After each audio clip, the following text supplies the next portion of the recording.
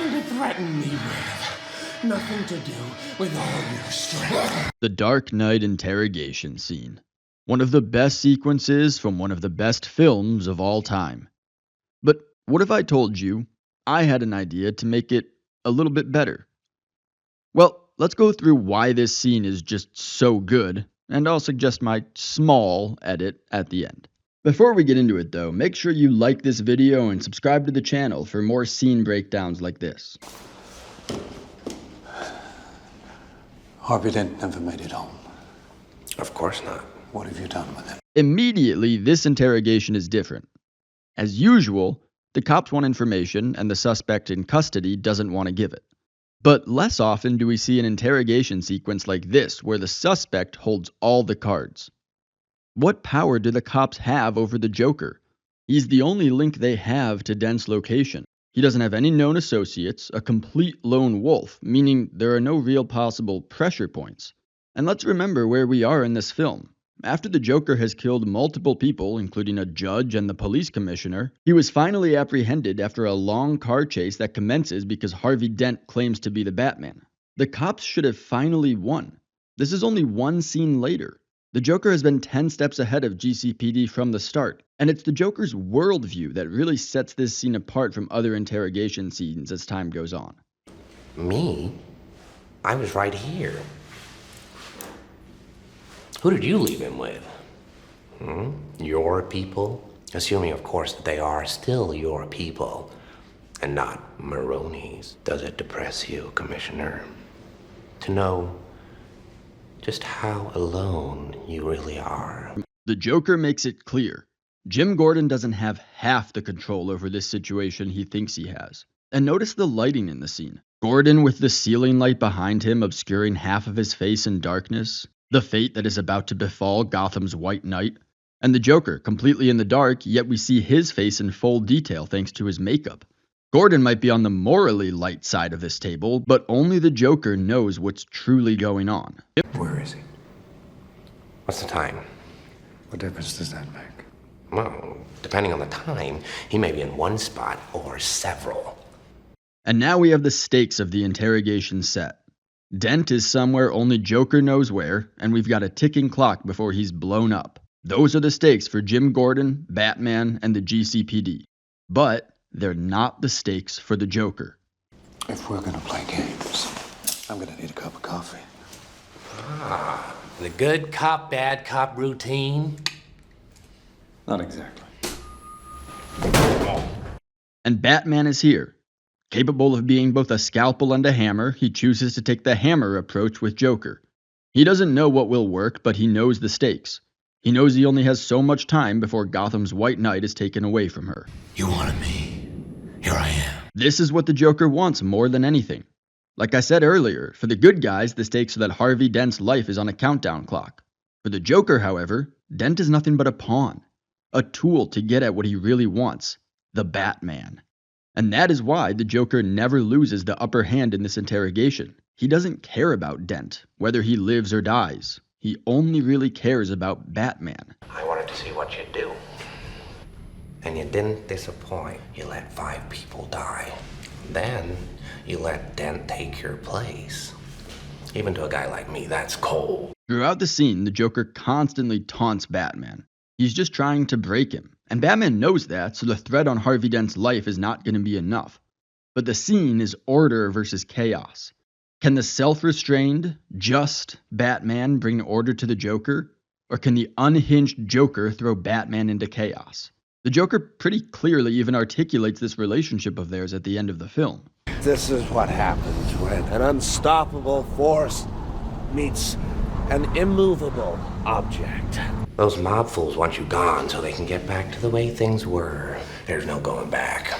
You've changed things. I don't want to kill you. What would I do without you? Go back to ripping off mob dealers? No, you complete me. What use has the Joker for anything the mob can give him?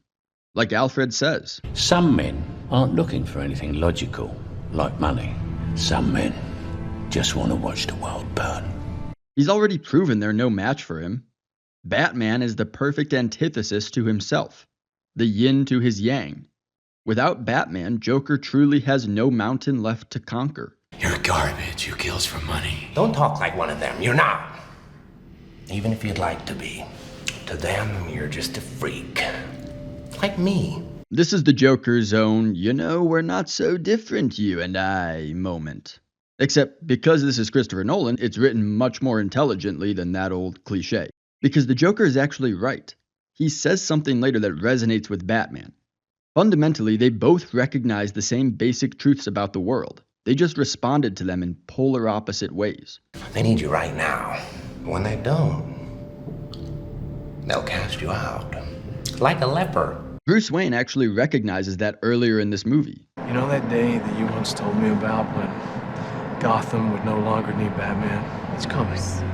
Harvey is that hero. Dent is the vessel by which Gotham no longer needs Batman. And although in a different way, that is how the movie ends. With Batman being cast out by Gotham. Sure, it's his idea for it to happen, to raise up Harvey Dent as Gotham's White Knight martyred, but it can only come at the cost of Batman.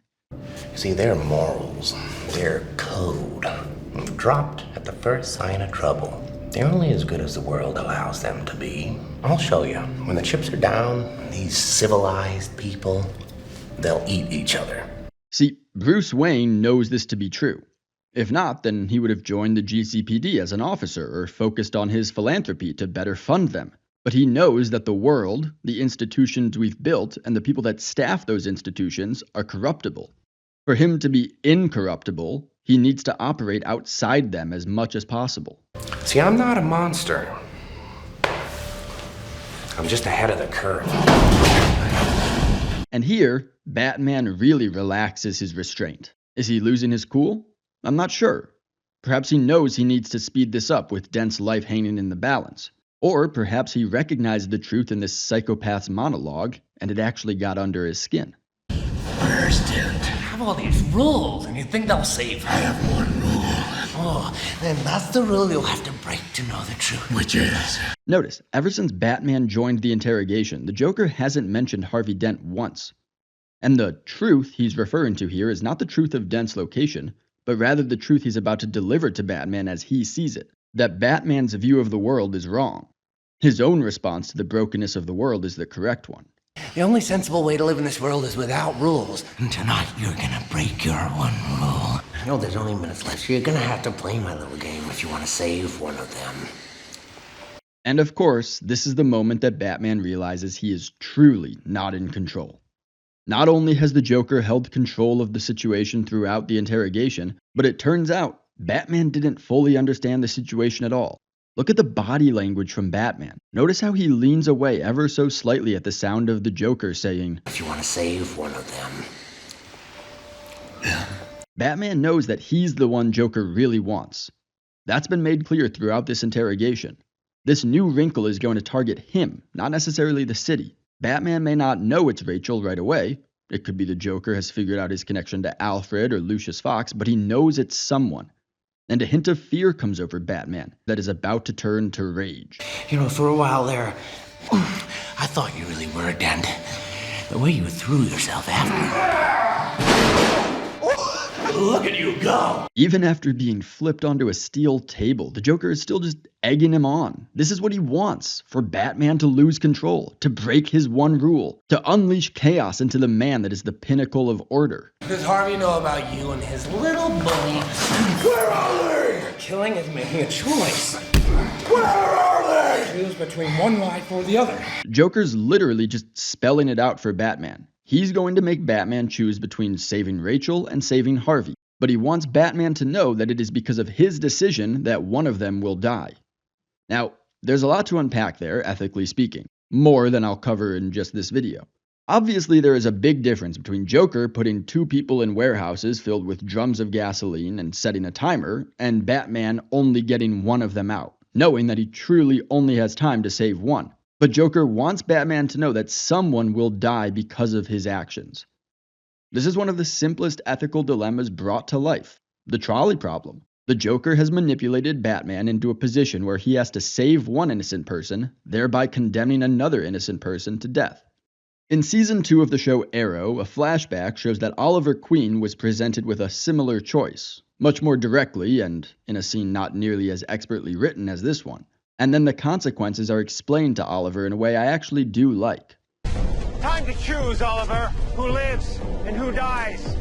But pick quickly, because in 30 seconds, I will shoot them both. 5 seconds. What are you? No! I guess you made your choice. I gave you a choice! I loaded the bullets, yes. I pulled the trigger. But you aimed the gun. Now, here's the shortcoming of this scene. Batman has already chosen to not save someone. Remember? I won't kill you. But I don't have to save you. I understand this is a different scenario. Ra's was a villain, and Harvey and Rachel are innocent, and in fact, good. But it's also different in that Batman could have saved Ra's. Here, he can't possibly save both. This notion that choosing not to save someone is paramount to killing them is not foreign to Batman, and really shouldn't rock the foundation of his character. I'll tell you at the end of the video how I would improve this. For now, let's move on. Your friend, the district attorney, or his blushing bride to be. And now the Joker even just mocks Batman, as he realizes Batman loves a woman he cannot have. But I want to point out something even more substantive here. I haven't addressed the cinematography much so far, but this shot warrants it. If I was to show you these shots as stills, without context, you would assume that Batman is in complete control of this situation. He's shot from a lower angle, making him bigger, more imposing. He's towering over us, the audience. The Joker, on the other hand, is shot from Batman's high-angle perspective. We see him like we're standing over him. We could put our boot on his head. He's at our mercy, and yet, we know the situation is completely the reverse. Even the camera angles mirror what the Joker has done in this scene. He's flipped the perspective. He's the one in handcuffs, yet he's the one manipulating everything. You have nothing to threaten me with. Nothing to do with all your strength. The Joker is, once again, correct. Batman's strength is weakness against the Joker. The Joker knows that Batman won't kill him, so what does he truly have to fear from Batman? And if he does kill him, then the Joker wins. Don't worry, I'm gonna tell you where they are. Both of them. And that's the point. You'll have to choose. He's at 250 52nd Street, and she's on Avenue X. That's just it. And now it's time for Batman to make his decision. But as we know, the Joker lied. Batman goes to Rachel only to find Harvey Dent with half of his face drenched in gasoline. One more nugget of chaos, just as Batman was starting to regain some feeling of order. One more holistic note about the scene, the pacing. It starts slow, then Batman enters with a bang. But after that, it really simmers while the Joker delivers his monologue, building its crescendo as he gets under Batman's skin, or suit as it were, while the Hans Zimmer score rises with it. Its grating violins creating a sense of discomfort as Harvey and Rachel's time ticks closer and closer to zero. Now, I told you I was going to tell you how I would slightly modify this scene to improve it, in such a way as to make Batman's guilt over Rachel dying even more real. Before I do, please, if you enjoyed that breakdown, like the video and subscribe for more. And give me some ideas down in the comments of scenes you want me to do a deep dive on like this. I've got my own list of ideas ranging from Casablanca to There Will Be Blood to The Last Jedi. But I want your input. And yeah, you can suggest scenes that suck. I'll break those down too. Okay, my idea for how to improve this scene to make the guilt Batman feels more real, and to make him question the validity of his one rule, which is exactly what the Joker wants. At no point in this scene can Batman really break his one rule. We've already briefly discussed that there's a difference between killing someone, not saving someone, and choosing to save one person over another. What if the Joker gave Batman the choice to save both Harvey and Rachel by killing him? The Joker has Maroni's men all over the GCPD. It's not out of the question at all to assume that one of the cops observing this is on Maroni's payroll. What if Joker gave Batman the third option? Really break your one rule by killing me, and both Rachel and Harvey live. One person will die tonight. It can be Harvey, it can be Rachel, or it can be me. but it will be one of us. Then that puts Batman in a real situation to challenge his incorruptibility, and down the road can be incorporated into Joker's convincing Harvey to fall. What do you think? Would that suggestion make the scene better or worse? Let me know in the comments below, and check out this other breakdown I did of the first scene in the Last of Us TV show. I'll see you over there.